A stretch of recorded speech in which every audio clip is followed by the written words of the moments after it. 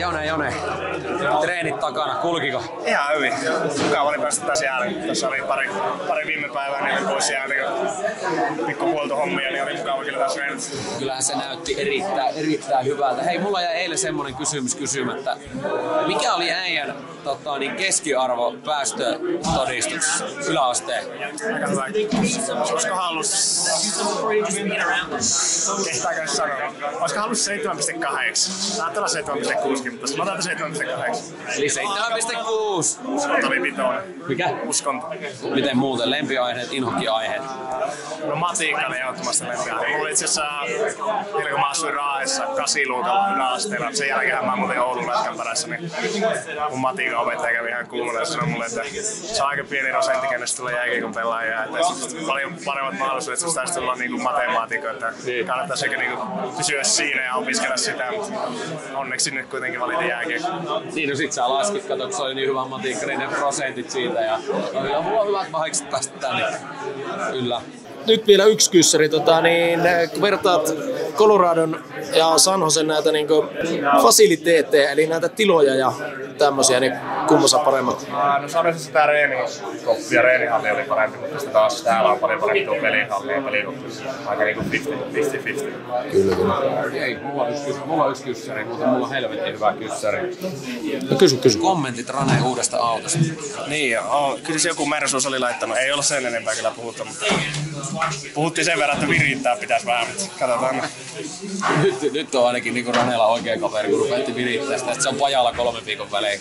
Mutta siis kun toi Jussi vaan sanoi tuossa meille, että muistakaa kysyä Raneen autosta, että se ei ole esitellyt sitä kenellekään, niin me ajattelin, että se on joku miljoona auto.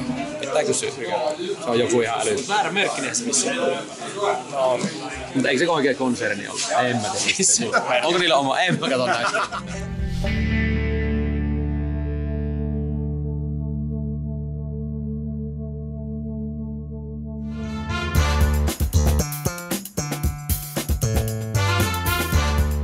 Kattokaa nyt ihmiset, tämmöisen se on laittanut.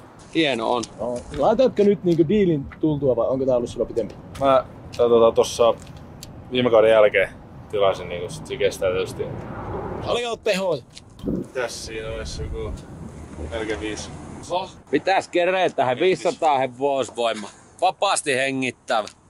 Aivan mieletön motti tuo. Miten Rane, nyt kun me ollaan täällä asuntoautolla liikkeellä, niin miten tuttua on sulle tämmönen karavaanielämä? Onko tullut harrastettu? Ei oo kyllä kovin tuttua. Kerran, tai Lapissa käynyt muutaman kerran, niin kerran mä olin itse asiassa ajohommissa pari tuntia ajanut. Muuten ei oo kyllä hirveän tuttu. Hei, miten toi Donsko Joonas tuli jengiin, niin minkälaisella fiiliksellä siitä? Tosi hyvillä fiiliksellä. Se on eka kerta nyt, kun on toinen suomalainen niin kenttäpelaaja. Toi Parkkila Jussi on ollut tuolla säheltämässä jonkun aikaa. Mutta tosi kiva, että saatiin tosi hyvä pelaajakin vielä. Et en Donsko niin hyvin tuntenut ennen oikeastaan tätä kesää. Niin kyllä on mukava heppu ja tosi kiva, että saatiin toinen suomalainen. Pisti itse asiassa meidän kaikkien silmään tuossa, kun katsottiin noita reenejä. Teidän puolustaja numero 49 on muuten sitten erikoinen maila kaverilla. Siis on varmasti yksi NHL lyhimpiä mailoja, niin mitä ihmettä, ootteko kuittaillut tai mitä, miten tommosella voi pelaa? Sen mä sanoin, että silloin selkä kipeänä uran jälkeen. Siis ihan kaukalopallon maila ja siis vielä hämmentävää, että se on tosiaan pakki. Että onhan se nyt helvetin vaikea puolustaa. Sillä on semmoista narua siinä varressa ja muuta, niin se on kyllä se siitä kuittailua saa ja tosiaan just siitä lyhyydestä. Että kyllä jätkät on yrittänyt siellä niinku puhua, että vetokin voisi lähteä ehkä paremmin, jos olisi vähän niinku pidempi, että sitä on yritetty, mutta ei se. Ja tykkää siitä, niin ei sitä oikein voi pakottaa. Hyvin se osaa sitä käyttää, täytyy sen myöntää. Se on tottunut kyllä siihen. Joo, hyvä pakkia se. Ei, mulla tuli muuten yksi kyssäri mieleen tästä ohi mennen. Tämmönen lempinimi kuin Big Moose, mistä juontaa Big Moose? Mä luulen, että se on Landeskogilta viime kaudella. Jossain vaiheessa se alkoi niinku sitä sanomaan, en tiedä missä sitten mediaan tuli ja nyt se on yhtäkkiä sitten joka puolella. En tiedä, mutta Landin syyt. Onko se sun mielestä hyvä lempinimi? Mun mielestä ei ainakaan suomeksi kuulostaa ihan kamalalta. Mun mielestä niin iso hirvi, niin ihan kamalan kuulonen. Jos rupeaa miettimään, niin ei se hirveän hyvältä kuulosta. Niin mä oon yrittänyt sanoa, että koittakaa vähän. Hirvi tulee, saatana. Kolaa kaikki se. Miten sitten nämä ketjukaverit, niin nyt kun äijä naulas diilit ja McKinnonillakin on, mitä se tienaa, joku Niin, 6 piste jotain. Joo. Niin onko tullut, että äijä tarjoaa tästä lähin kaikki dinnerit tai jotain tämmöistä? No kyllä sitä on vähän kuulunut, että nyt varmaan sit, kun mennään tonne roadtripille, niin täytyy ehkä sitä vähän tarjota, mutta sitten täytyy seuraavilla täytyy unohtaa lompakko hotellihuoneeseen ja ei voi maksaa, niin sitten voi Ländy ja Kinnoni maksaa taas. Mut kyllä varmaan alkuun joutuu vähän. Ja eiköhän nuo pojat nuokin ihan ok tienaa, että tuskin tuolla nyt oikeasti on merkitystä, mutta niin.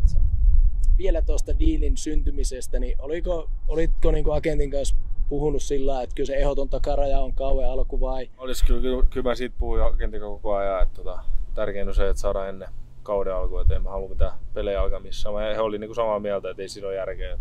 Ei se kuitenkaan sitten ole siitä, että jos onko se nyt 2 tai 5 tai mitä sitten onkaan se ero, että jos ne on pieni ero, niin se on sitten ihan sama tavallaan. Että kun se alkoi jo niin kuin se viimeinen viikko, kun oltiin Lainen Paten kanssa tuossa Sveitsissä, niin silloin alkoi jo vähän niin kuin molempia kyrpimään tavallaan niin kuin se reenaaminen ja muu, kun katsoo, kun muut pelaa harjoituspelejä ja niin kuin valmistautuu.